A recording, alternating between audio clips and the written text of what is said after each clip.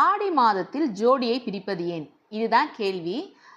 எல்லாருக்கும் டவுட் வருது. புதுசா கல்யாணம் ஆனவங்க, இல்ல கல்யாணம் ஆகி ஒரு 3 மாசம் ஆனவங்க, யாரா இருந்தாலுமே ஆடி மாசம் வரும்போது பிரிச்சு வைக்கிறாங்கன்னு. அது ஏன் அப்படின்ற கேள்விக்கான பதில் தான் இந்த வீடியோல நம்ம பார்க்க போறோம். நம்ம சேனலை சப்ஸ்கிரைப் பண்ணாதவங்க சப்ஸ்கிரைப் பண்ணி வச்சுக்கோங்க. யாரெல்லாம் இப்போ புதுசா கல்யாணம் ஆனீங்களோ அவங்களுக்குலாம் வந்து சேட் நியூஸ். அண்ட் யாரெல்லாம் திருப்பி பேச்சுலர் லைஃப் போகணும்னு நினைக்கிறீங்களோ அவங்களுக்குலாம் ஒரு ஹாப்பி நியூஸ். ஆடி மாதத்துல ஜோடியை ஏன் பிரிக்கிறாங்கன்னு. ஸோ கல்யாணன்றதே ரொம்ப ஒரு முக்கியமான விஷயம். எல்லா அப்பா அம்மாவுமே பிள்ளைகள் வயதுக்கு வந்து விட்டாலே வந்து கல்யாண கவலை வந்துடும். வரன்களை தேடி கண்டுபிடிப்பது, வாழ்க்கையில் எவ்வளவு சிக்கல்கள் சந்திக்கிறீர்கள் அப்படின்றது தெரியும்.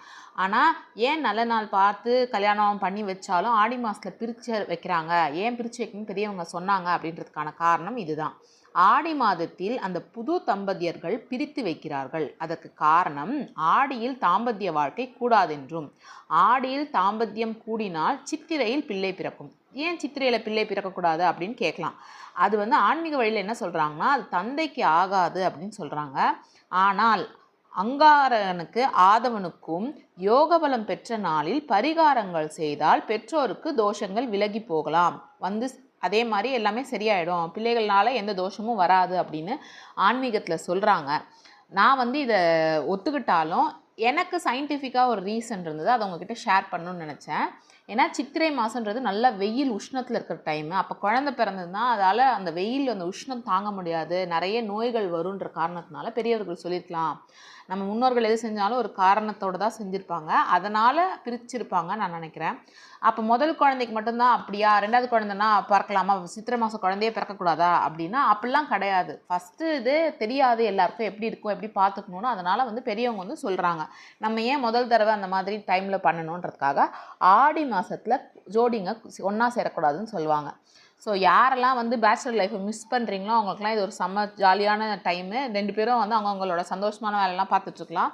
இல்லை அப்படி குழந்தைக்காக வெயிட் பண்ணிகிட்டு இருக்கவங்க இந்த மாதம் வேணாம், இதை தவிர்த்துட்டு அடுத்த மாதம் போங்க. ஏன்னா பிறக்கிற குழந்தை அப்போ தான் ஆரோக்கியமாகவும் நமக்கு தேவையான சத்துக்களோடும் அது இருக்கும் அப்படின்னு முன்னோர்கள் சொல்கிறாங்க. இப்போ இருக்க காலநிலை சூழ்நிலைகள் நிறைய மாற்றங்கள் காரணமாக நம்ம எதிர்ப்பு சக்தியிலேருந்து எல்லாமே வளர்த்துக்கணும் அப்படின்னா இந்த மாதம் வந்து தாம்பத்திய உறவு வச்சுக்கக்கூடாது அப்படின்றது தான் எண்ணமாக இருக்குது.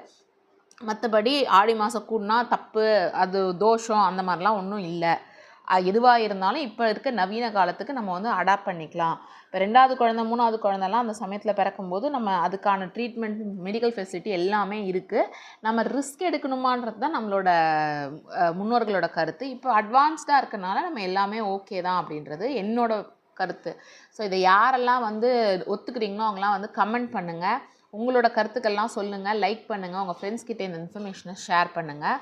இந்த மாதிரி ஏதாவது விசித்திரமாக இல்லை எதுக்காக பெரியவர்கள் இந்த மாதிரி சொல்லியிருக்காங்கன்ற கேள்வி இருந்ததுன்னா அதை நம்ம கமெண்ட்டில் போடுங்க. நான் கண்டிப்பாக அதுக்கான வீடியோ உங்களுக்கு போட்டு தரேன்.